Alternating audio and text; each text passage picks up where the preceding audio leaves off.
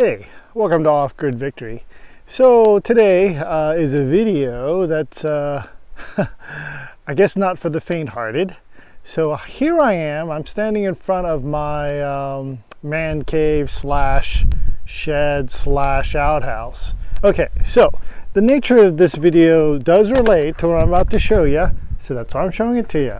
So hey, I got my 5-gallon bucket, which was repurposed from old drywall material or gypsum, whatever you want to call it, spackle. And yeah, I use that on a daily basis. And how do I get free tomatoes for the rest of your life with that? Well, I will show you. Alrighty, walk with me here. Excuse the camera work here. Just going to quickly go over here. And so way out here, oh boy, that's kind of shaky. Let's see, let's try it this way. So way out here I have an old compost toilet pile. So I actually planted a tree there to soak up the rest of it. It's coming back. It was one of those things, but at any rate, what I wanted to show you was this: how to get free tomatoes for the rest of your life. So obviously this was an old compost bin where I would dump my number 2s and number 1s, I guess, at times into an area where I would create humanure. So this is humanure.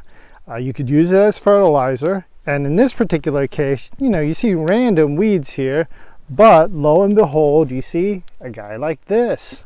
This is a nice tomato plant growing right out of humanure that's been about, I would say aged about a year, maybe a little less. This was the pile that I've been using. I'll back up here. I broke it open to use it actually already on my gardens, but some people will say, yeah, you should never do that because it's not sanitary, blah, blah, blah, you're going to get sick. And really, that's hearsay. I mean, it's perfectly fine. You can use it as long as you have enough heat and the material is decayed enough.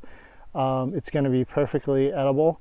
And we know exactly what goes into these plants because we know what we eat. We eat as organically as possible and from our gardens as possible. So, and of course, we minimize processed foods and we're not eating at places like McDonald's. So at any rate, we use our humanure and we use it for fertilizer. And like I said, a lot of this material, let me back up, has been used. So you see 4 pallets there that contained all of this, and it was all the way up to the top. And I've been whittling it down over the spring. And even though most of that material was taken away, well, lo and behold, you still have these seeds, like the tomato seeds. And what I want to show you next, and this is not for the faint-hearted, because there's still remnants of things in here. People say if you have a good composting toilet method, you shouldn't see any of that. The paper, well, you know, what as the saying goes, it happens. S happens, right? So anyway, you do the best covering it up, but sometimes, you know, rain, blah, blah, blah, doesn't always go with you to make that happen. But lo and behold, there are tomato plants right there, even bigger than the ones I had next to this pile. Now this pile of I guess, this pile of composted material and composting fecal matter, I guess, which will become fertilizer, is pretty hot right now. I mean, we are still actively dumping into this pile, as you can see with the toilet paper. And so maybe these tomatoes, some may venture and say, oh, it's not edible. You got to be very, cautionary when using it. For us, honestly, it doesn't matter. It's fine. We've eaten tomatoes directly that grew out, but really what I try to do with this kind of plant is I will transplant that once the weather gets a little wetter, and the plant obviously is very big. It could be transplanted right now. So what I wanted to show you is that the way you would go ahead and create this is obviously eat some tomatoes in the 5-gallon bucket. You do your business, store that material and make a composting manure / fertilizer out of it.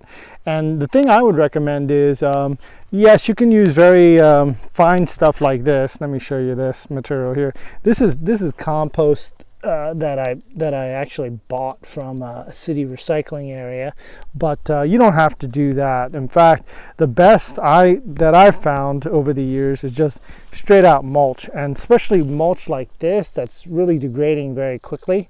As you can see, a lot of the wood fibers are already starting to decay, and that is what I use in my human manure system. And so I'll let this go for a year, and I'll take it apart, and then I'll use that. And it'll be plenty far away enough from my outhouse and obviously my living quarters that this isn't going to affect anything in terms of the runoff.